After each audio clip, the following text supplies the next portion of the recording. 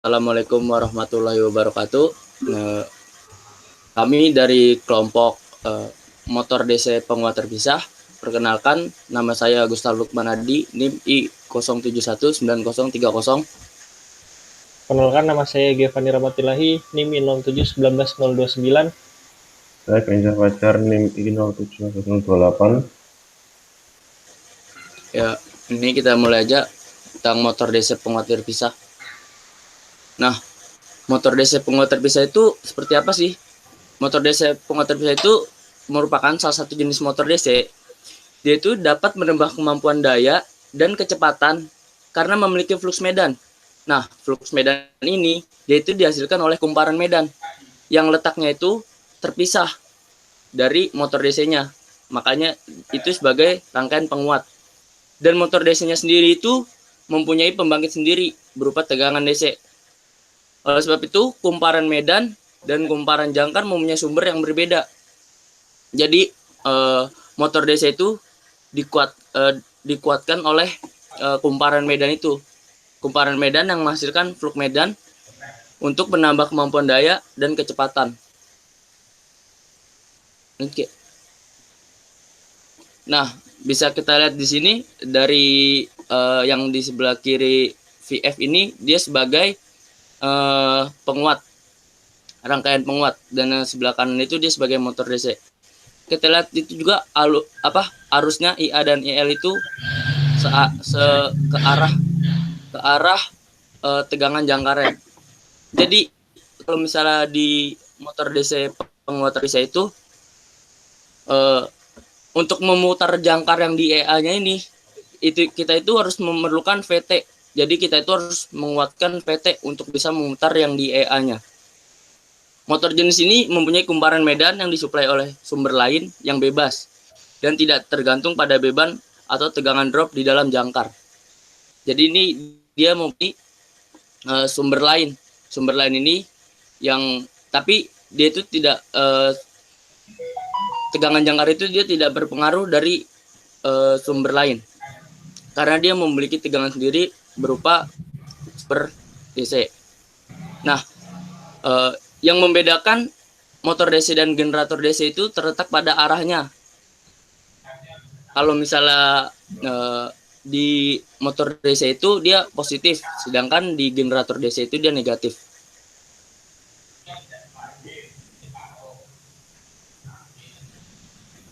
Ya, kemudian untuk prinsip kerja dari motor DC penguat terpisah itu sesuai dengan yang sudah dibilangin Mas Gustav tadi, kan motor ini mempunyai penguat medan yang terpisah.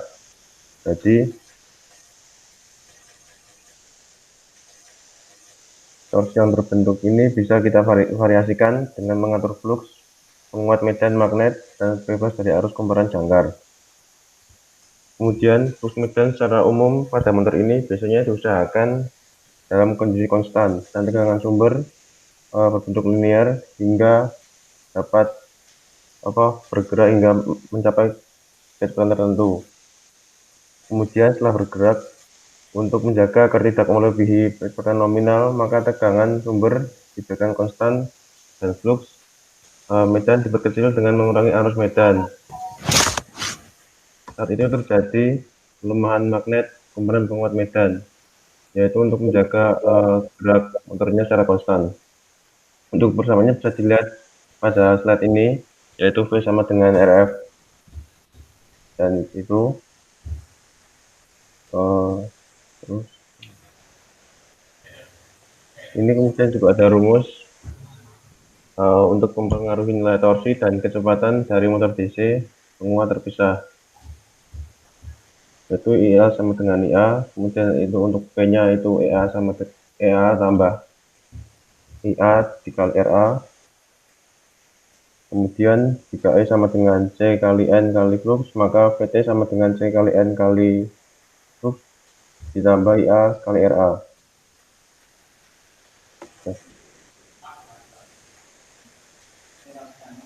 Selanjutnya adalah cara untuk mengendalikan kecepatan pada motor DC.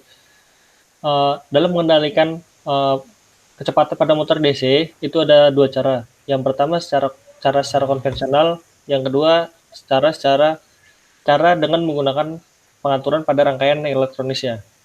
Yang pertama dengan menggunakan metode yang konvensional, yaitu yang pertama ada dengan mengatur resistansi pada medan, yang kedua mengatur resistansi pada jangkar, dan yang ketiga adalah mengendalikan tegangan masukan pada jangkar.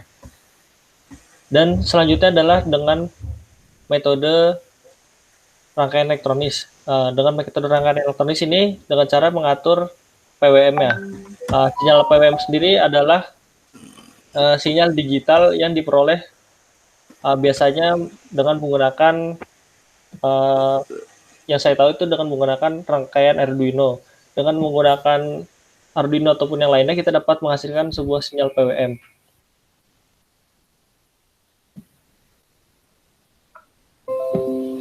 Selanjutnya ada contoh soal.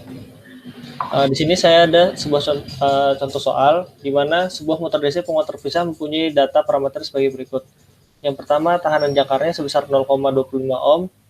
Terus tahanan medan 250 ohm disuplai dengan tegangan 125 volt dan tegangan sumber untuk suplai adalah 220 volt.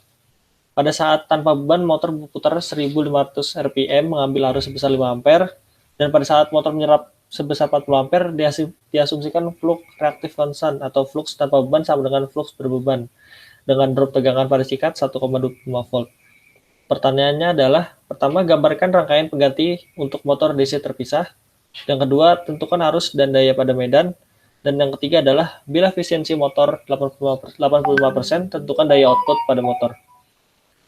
Yang pertama adalah gambar rangkaian pada motor DC penguat terpisah. Di sini dapat kita lihat bahwa pada rangkaian penguatnya di sini dengan rangkaian pada motor terpisah menjadi dua seperti ini, sehingga dinamakan dengan rangkaian motor DC penguat terpisah. Yang kedua adalah untuk mencari arus dan daya pada medan. Arus yang terdapat pada medan dicari dengan menggunakan rumus IF dengan VF per VF. VF sendiri di sini adalah tegangan yang disuplai sebesar 125 volt ini, dan RF-nya sebesar 250 ohm. Dan diperoleh arusnya sebesar 0,5 ampere. Dan untuk dayanya dengan menggunakan rumus PF dengan VF dikali R. Dengan VF-nya tadi ini sebesar 125 volt dikalikan dengan arus IF-nya 0,5 ampere diperoleh dayanya sebesar 62,5 watt. Dan soal yang ketiga adalah bila efisiensi motor 85%, tentukan daya output pada motor. Rumus efisiensi pada motor adalah efisiensi sama dengan daya output per daya keluar dikali 100%. Karena efisiensinya 85%, di sini menggunakan 80% sama dengan daya outputnya dikali daya inputnya tadi sebesar 220 volt dikali 40 ampere dikalikan 100%. Pout sama dengan 880 dikali 0,85 dan sama dengan 7.480 watt. Sehingga dengan efisiensi 85%, motor ini dapat mengeluarkan daya output sebesar 7.480 watt. Bagus.